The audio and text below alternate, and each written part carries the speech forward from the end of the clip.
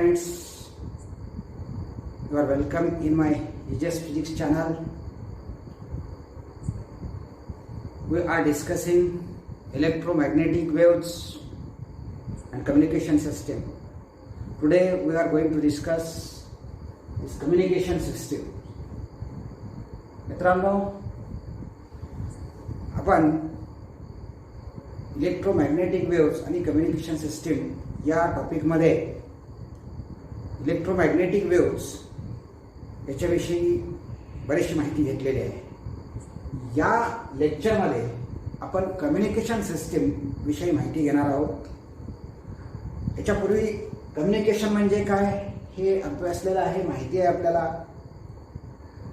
Communication म्हणजे ही एक process आहे. या प्रोसेसमध्ये काय केलं जातं? एक्सचेंज ऑफ इन्फॉर्मेशन, माहितीची एक्सचेंज म्हणजे देवाणघेवाण केली जाते.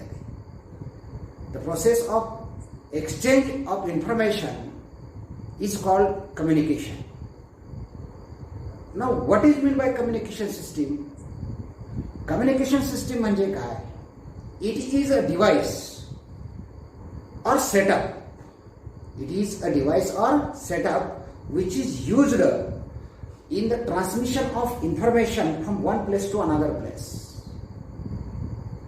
म्हणजे याच्यामध्ये काय आहे तर हे एक डिव्हाइस आहे किंवा इट इज अ सेटअप. हे एक सेटअप आहे आणि ही कशासाठी उपयोगात आणले? It is used in the process of transmission of information.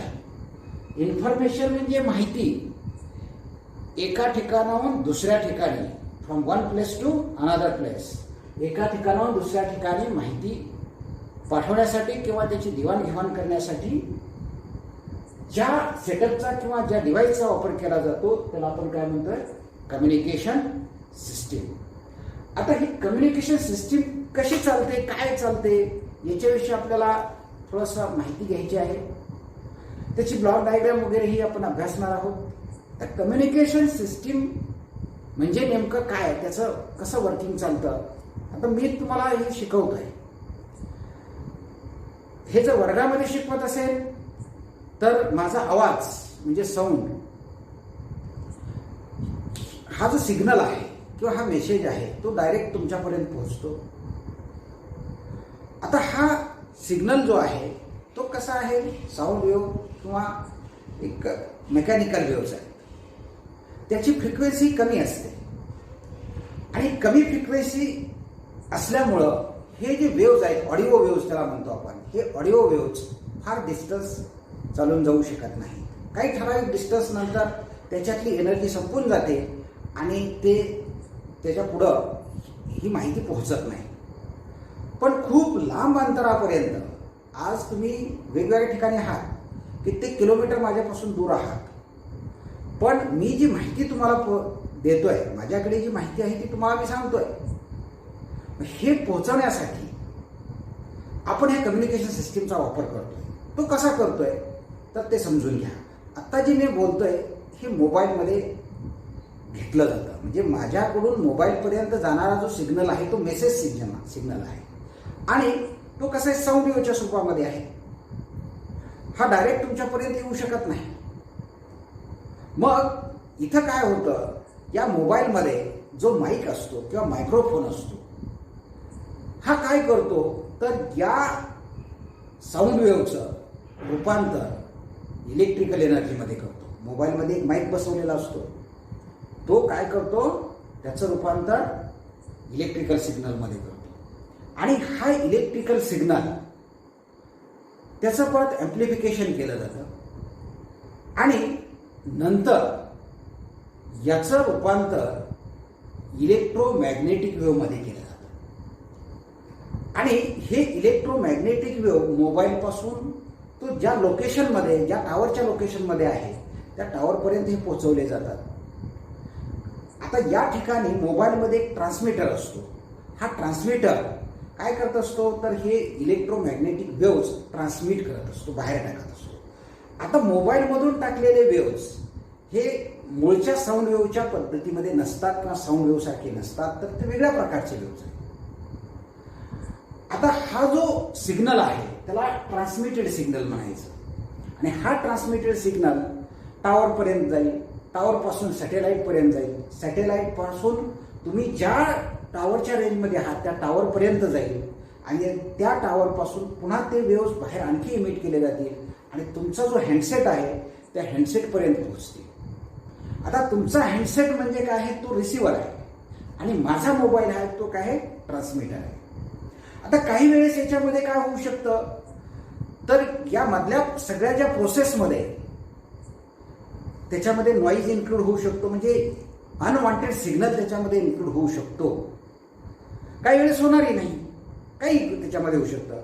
पण या माझ्या मोबाईलपासून ते तुमच्या मोबाईलपर्यंत हे ज्या सिस्टीमनं हे सगळं तुमच्यापर्यंत पोहोचवलं, मग त्याच्यामध्ये सगळंच येतं. म्हणजे इथून तुमच्या त्या टावरपर्यंत जाणं, टावरपासून तिथून त्या सॅटेलाईटपर्यंत जाणं, सॅटेलाईटपासून तुम्ही ज्या टावरच्या रेंजमध्ये आहात त्या ठिकाणचा तो टावर, तिथला अँटेना वगैरे जे सगळी सिस्टीम आहे ती सगळी सिस्टीम त्याला चॅनल असं म्हटलं जातं. ह्या चॅनलमधून काय केलं जातं, ते वेव्स तुमच्या हँडसेटपर्यंत पोहोचलेले असतात आणि हा जो सिग्नल असतो त्याला रिसिव्ड सिग्नल म्हणायचं. आणि या रिसिव्ड सिग्नलचं रूपांतर तुमचा हँडसेट काय करत असतो, पुन्हा तिथं तो आवाज निर्माण होतो. किंवा मी जो दिसतोय तुम्हाला ह्या बोर्डवरती हे दिसतंय, हा व्हिडिओ सिग्नल आहे. ऑडिओ सिग्नल, व्हिडिओ सिग्नल हे दोन्ही सिग्नल त्याचं रूपांतर तुम्हाला जसा इथं सिग्नल तयार होतोय अशा पद्धतीनं जे अक्षरं लिहिलेली आहेत किंवा मी दिसतोय, माझा आवाज तुमच्यापर्यंत जसा तसा पोहोचतो. म्हणजे मूळच्या मेसेज सिग्नलमध्ये तुमचा मोबाईल काय करतो, रूपांतरित करतो. आणि मग तुमच्या त्या मोबाईलमध्ये जो स्पीकर असतो तो स्पीकर पुन्हा काय करतो, हा जो आपण ट्रान्समिट करण्यासाठी वापरलेला सिग्नल आहे त्याचं रूपांतर मूळच्या सिग्नलमध्ये करत असतो, म्हणजे मूळच्या आवाजामध्ये करत असतो. आणि अशा पद्धतीनं तुम्ही युजर ऑफ इन्फॉर्मेशन म्हणजे माहिती वापरणारा तिथपर्यंत हे पोहोचत असतं. आणि अशा पद्धतीनं ह्या कम्युनिकेशन सिस्टीमचं वर्किंग चालतं. पूर्ण त्याच्यामध्ये सगळा भाग इन्क्लूड आहे. हे आपण ब्लॉक डायग्रामच्या सहाय्यानं आणि पीपीटीच्या सहाय्यानं पाहणार आहोत. मित्रांनो, ही ब्लॉक डायग्राम पहा. ही ब्लॉक डायग्राम आहे कम्युनिकेशन सिस्टीमची. कम्युनिकेशन सिस्टीममध्ये कोणकोणते कंपोनंट येतात ती या ब्लॉक डायग्राममध्ये दाखवलेले आहेत.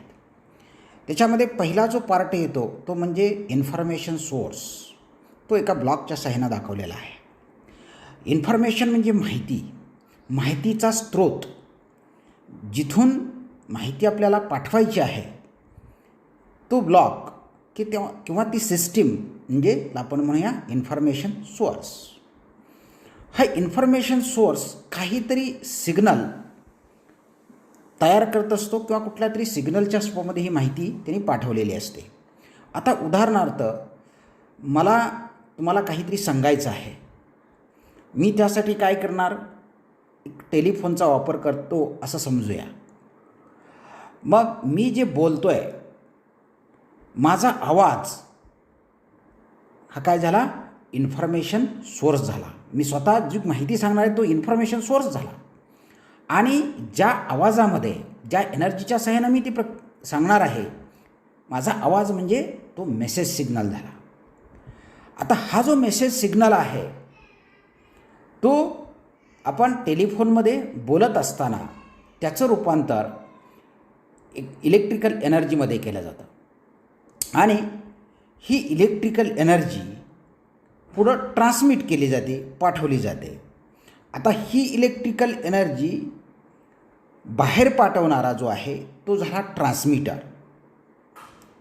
म्हणजेच मेसेज सिग्नल जो आहे त्याचं कुठल्या तरी दुसऱ्या प्रकारामध्ये रूपांतर करायचं आणि तो बाहेर पाठवायचा सिग्नल. तो पाठवणारा जो आहे त्याला म्हणायचं ट्रान्समीटर. तो ट्रान्समिट करतो माहिती. याच्यानंतर पुढं हा जो सिग्नल असतो ट्रान्समीटरकडून बाहेर पडणारा जो सिग्नल असतो तो ट्रान्समिटेड सिग्नल असतो. तो इलेक्ट्रिकल एनर्जी आहे असं समजूया आपण. टेलिफोनच्या बाबतीमध्ये तो इलेक्ट्रिकल करंटच्या स्वरूपामध्ये असतो. म्हणजे तो जो सिग्नल झाला तो काय झाला, ट्रान्समिटेड सिग्नल झाला. आता हा ट्रान्समिटेड सिग्नल कुठल्या तरी एका सिस्टीमच्या साह्यानं रिसिव्हरपर्यंत पोहोचवला जातो. ही जी सिस्टीम आहे पोहोचवणारी, त्या सिस्टीमला चॅनल असं म्हटलं जातं. उदाहरणार्थ टेलिफोनमध्ये टेलिफोन वायर्स असतात. ह्या टेलिफोन वायर्समधून हा ट्रान्समिटेड इलेक्ट्रिकल करंट किंवा इलेक्ट्रिकल सिग्नल रिसिव्हरपर्यंत पोहोचवला जातो. ती जी पूर्ण सिस्टीम आहे त्या वायरमधून किंवा त्या टेलिफोन केबलमधून त्या रिसिव्हरपर्यंत पोहोचवण्याची, त्याच्यामध्ये टेलिफोन एक्सचेंज वगैरे बऱ्याचशा सगळ्या सिस्टीम ज्या असतील त्या चॅनल या सिस्टीममध्ये येतात. ती पूर्ण जी सिस्टीम आहे त्याला आपण काय म्हणतो आहे, चॅनल. आता हा सिग्नल ट्रान्समीटरपासून रिसिव्हरपर्यंत पोहोचवत असताना हे जे काही पूर्ण सिस्टीम वापरल्या जातात त्या सिस्टीममध्ये काही वेळेस अनवॉन्टेड सिग्नल इंट्रोड्यूस होऊ शकतो किंवा होत असतो. त्याला नॉईज असं म्हटलं जातं. अनवॉन्टेड सिग्नल कुठल्याही एका मोडवरती हा नॉईज या कम्युनिकेशनमध्ये इन्क्लूड होऊ शकतो. आता या ठिकाणी आलेला सिग्नल जो आहे त्याला रिसिव्ड सिग्नल असं म्हणायचं आहे. तो कुठं आलेला आहे, रिसिव्हरकडे आलेला आहे. हा रिसिव्हर म्हणजे ज्याच्याशी तुम्ही फोनवरती बोलणार आहात त्याचा जो रिसिव्हर आहे किंवा त्याची जी टेलिफोनची सिस्टीम असेल त्याला रिसिव्हर म्हणूया. हा जो सिग्नल आहे त्या रिसिव्हरला मिळणारा त्याला रिसिव्ड सिग्नल म्हणायचा आहे. हा रिसिव्हर काय करतो किंवा त्याची जी सिस्टीम आहे, घेणाराची सिस्टीम, टेलिफोनची सिस्टीम जी आहे त्याला आपण रिसिव्हर म्हणतो आहे. हा रिसिव्हर आलेला सिग्नल त्याचं रूपांतर मूळचा जो मेसेज सिग्नल आहे त्याच्यामध्ये कन्वर्ट करतो. म्हणजेच बोलणाराचा जसाच्या तसा आवाज त्या रिसिव्हरमध्ये तयार होत असतो. म्हणजे मूळचा मेसेज सिग्नल पुन्हा कन्वर्ट होऊन नंतर रिसिव्हर थ्रू आहे तशा फॉर्ममध्ये निर्माण होत असतो. त्याच्यानंतर जी आलेली माहिती आहे किंवा आलेला आवाज आहे तो जसाच्या तसा युजरला मिळत असतो. युजर ऑफ इन्फॉर्मेशन, शेवटचा ब्लॉक म्हणजे जो घेणारा आहे, रिसीव करणारा आहे तो युजर, त्याला मूळच्या स्वरूपामध्ये जसाच्या तसा हा सिग्नल मिळतो. अशा पद्धतीनं ही कम्युनिकेशनची सिस्टीम असते. त्याच्यामध्ये महत्त्वाचे जे पार्ट्स आहे त्याच्यामध्ये पहिला पार्ट आहे इन्फॉर्मेशन सोर्स. हा इन्फॉर्मेशन सोर्स मेसेज सिग्नल देतो, तो ट्रान्समीटरकडे जातो. ट्रान्समीटर काय करतो तर त्याचं वेगळ्या सिग्नलमध्ये कन्व्हर्जन करतो, त्याला ट्रान्समिटेड सिग्नल असं म्हटलं जातं. हा ट्रान्समिटेड सिग्नल एका विशिष्ट सिस्टीम थ्रू रिसिव्हरपर्यंत पोहोचवला जातो. हा रिसिव्हर जो आहे तो रिसिव्हर काय करत असतो तर आलेला वेगळ्या फॉर्ममधला सिग्नल मूळच्या मेसेज सिग्नलमध्ये कन्वर्ट करतो आणि आहे तसा युजर ऑफ इन्फॉर्मेशन जो माहितीचा उपयोग करणार आहे त्याला तो सिग्नल पोहोचवतो. या सिस्टीममध्ये कोणत्याही टप्प्यावरती नॉईज, अनवॉन्टेड सिग्नल या सिस्टीममध्ये इन्क्लूड होत असेल तर त्याला नॉईज असं म्हटलं जातं. तर या पद्धतीनं ही कम्युनिकेशन सिस्टीम चालते.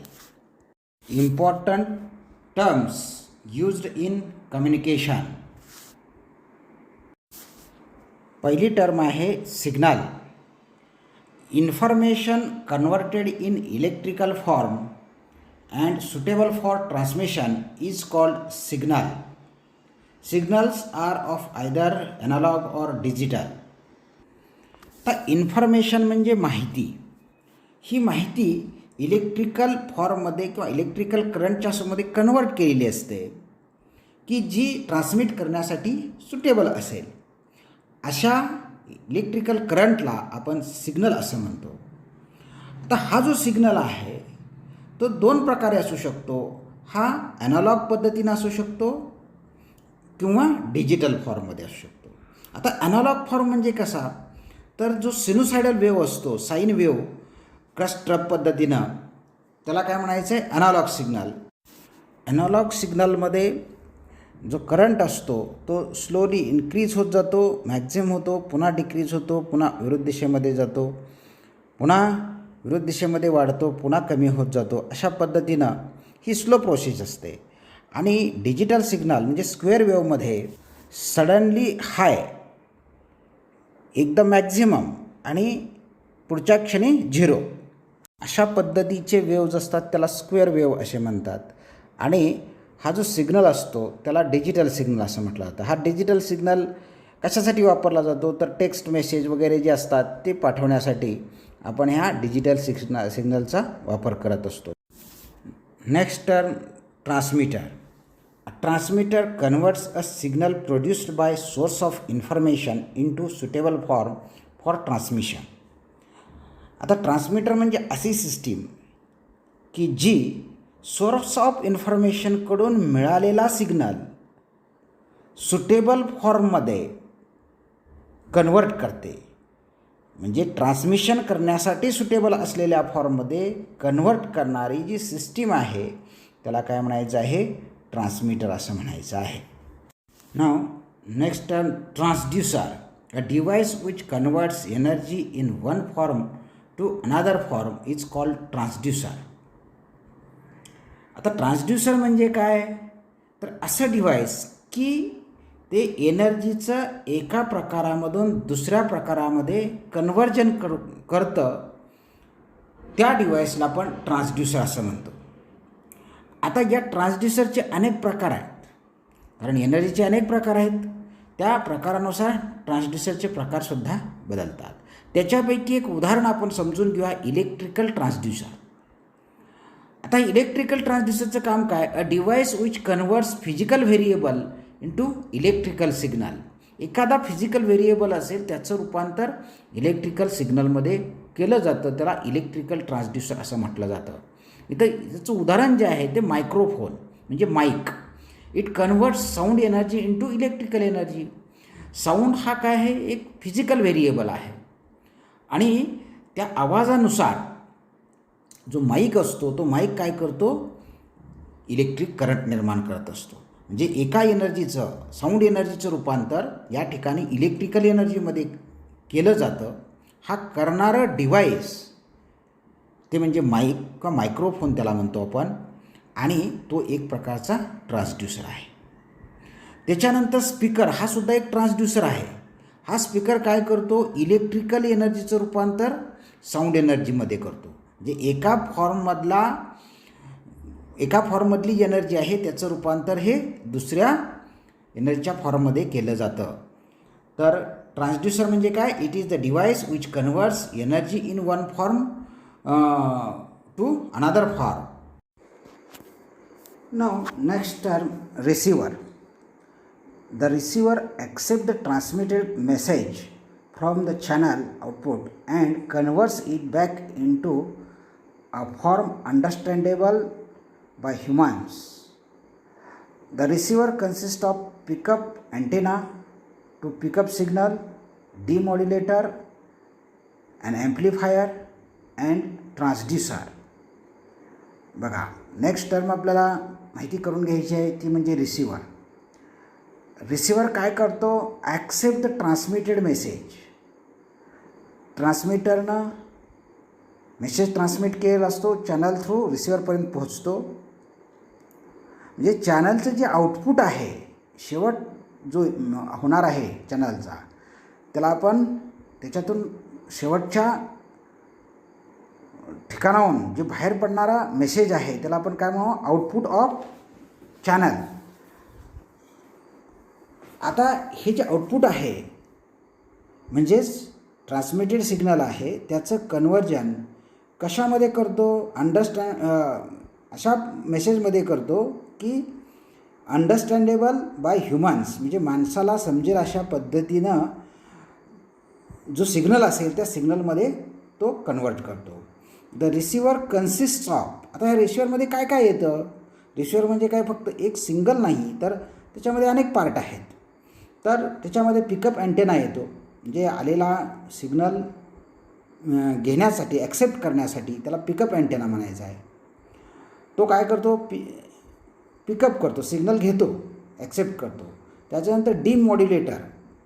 आता मॉड्युलेशनच्या उलटी प्रक्रिया आहे. त्याचप्रमाणे ॲम्प्लिफायर, म्हणजे आलेला सिग्नल अतिशय लो असतो, स्मॉल असतो, त्याची ॲम्प्लिट्यूड अतिशय कमी असते. त्याचं काय केलं जातं, ॲम्प्लिफिकेशन केलं जातं. त्यासाठी ॲम्प्लिफायर तिथं बसवला असतो. त्याचबरोबर ट्रान्सड्यूसर म्हणजे काय, तर एका फॉर्ममधल्या एनर्जी रूपांतर दुसऱ्या फॉर्ममध्ये करायचं. जनरली तो सिग्नल जो असतो तो इलेक्ट्रिकल सिग्नल असतो आणि हा इलेक्ट्रिकल सिग्नल पुन्हा आपल्या साऊंड वेव्हमध्ये करणं किंवा ह्या पद्धतीनं अंडरस्टँडेबल मेसेजमध्ये त्याला कन्वर्ट करायचं काम हा ट्रान्सड्यूसर करत असतो. एवढी सगळी सिस्टीम ह्या रिसिव्हरमध्ये असते. नाव next term attenuation. The loss of strength of a signal while propagating through a medium is known as attenuation. ही काय प्रोसेस आहे. ह्याच्यामध्ये काय होतं, तर एखादा सिग्नल जसजसा मीडियममधून पुढं जातो तसतशी त्याची स्ट्रेंथ कमी होत जाते. ही जी प्रोसेस आहे त्याला आपण काय म्हणतो, ॲटेन्युएशन असं म्हणतो.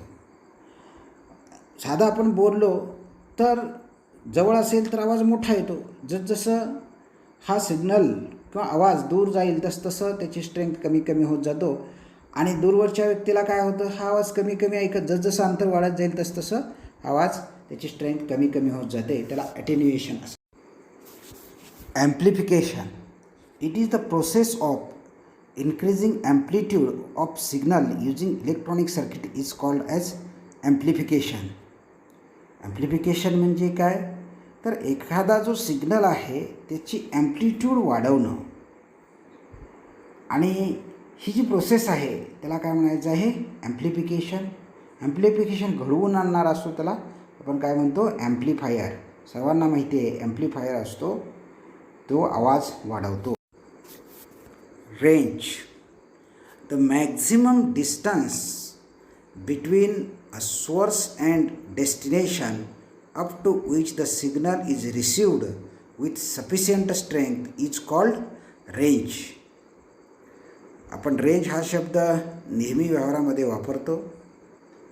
तर रेंज म्हणजे काय असतं, तर the maximum distance between source and destination up to which signal is received with sufficient strength is called range.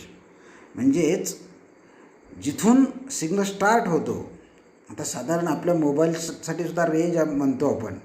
जे अँटेना जो आहे तिथं जे आपण टावर म्हणतो, टावरच्या ठिकाणी काय असतो, ट्रान्समिटिंग अँटेना असतो.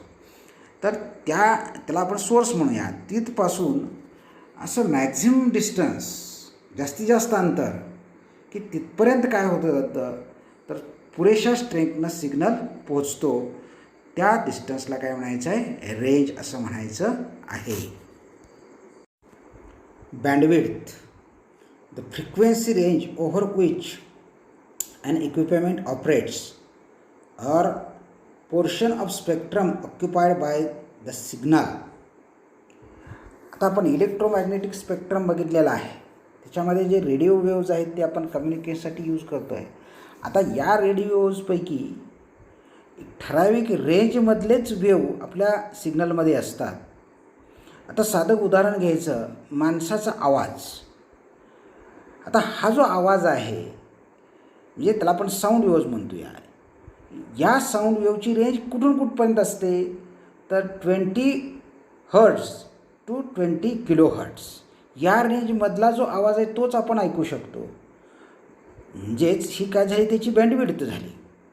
मग एखादा सिग्नल, कोणताही सिग्नल असू द्या, मग तो इलेक्ट्रोमॅग्नेटिक वेव्हच्या स्वरूपामध्ये असू द्या किंवा आपला साऊंड वेव्ह असू द्या, एखाद्या सिग्नलनं स्पेक्ट्रममधला किती भाग ऑक्युपाय केला आहे, म्हणजे कुठून कुठपर्यंत त्याची फ्रिक्वेन्सी आहे, तो जो भाग आहे त्याला काय म्हणायचं आहे, त्याला बँडविड्थ असं म्हणतो आपण.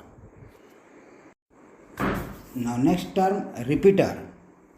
A repeater is a combination of receiver and transmitter.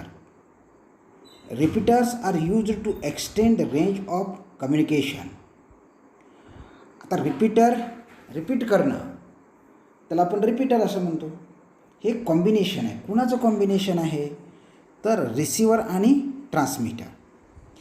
आता एखाद्या ट्रान्समीटरनं सिग्नल ट्रान्समिट केला, तो जास्तीत जास्त कुठपर्यंत जातो, तर त्याची रेंज कुठपर्यंत आहे तिथपर्यंत पोहोचेल, त्याच्या पुढं तो सिग्नल जाणार नाही. मग काय केलं जातं, त्याच्या रेंजपर्यंत तिथे एक दुसरा एक रिसिवर बसवला जातो. तो रिसिवर काय करतो, सिग्नल रिसीव करतो आणि पुन्हा त्याचं ट्रान्समिशन करतो. पुन्हा तिथे दुसरा ट्रान्समीटर बसवलेला असतो, तो सिग्नल ट्रान्समिट करेल. आता या ट्रान्समीटरची आणखी पुढं काही रेंज वाढलेली असेल, आणखी पुढं काय केलं जातं, हा सिग्नल तेवढ्याच त्याच्या रेंजपर्यंत आणखी ट्रान्समिट केला जातो. अशा पद्धतीची रेंज इन्क्रीज करण्यासाठी पुन्हा रिसिवर आणि ट्रान्समीटरचं जे कॉम्बिनेशन आहे ते रिपीट केलं जातं आणि याला काय म्हटलं जातं, रिपीटर असं म्हटलं जातं. Modulation, the process of superimposing a low frequency signal on high frequency wave which acts as a carrier wave for long distance. Modulation म्हणजे काय आहे, तर लो फ्रिक्वेन्सीचा सिग्नल हाय फ्रिक्वेन्सी सिग्नलवरती सुपरइम्पोज केला जातो आणि हाय फ्रिक्वेन्सी सिग्नल हे कॅरियर वेव्ह म्हणून काम करतात. तर या प्रोसेसला काय म्हटलं जातं, मॉड्युलेशन. याच्याविषयी डिटेल पुढच्या आर्टिकलमध्ये आपण पाहणार आहोत. Demodulation, the process of regaining of information from carrier wave at receiver. बघा, डिमॉड्युलेशन ही मॉड्युलेशनच्या उलटी प्रोसेस आहे. काय केलं असतं, तर मॉड्युलेशन करताना ऑडिओ सिग्नल किंवा कुठलाही सिग्नल असेल, लो फ्रिक्वेन्सी सिग्नल त्याला म्हणूया, त्याचं रूपांतर हे काय केलेलं असतं, हाय फ्रिक्वेन्सी सिग्नलमध्ये केलेलं असतं. आणि रिसिवरच्या ठिकाणी काय केलं जातं, हा आलेला हाय फ्रिक्वेन्सी सिग्नल डिमॉड्युलेट करून त्याचं लो फ्रिक्वेन्सी सिग्नलमध्ये कन्व्हर्जन केलं जातं. आणि ही जी प्रोसेस आहे त्याला काय म्हटलं जातं, डिमॉड्युलेशन.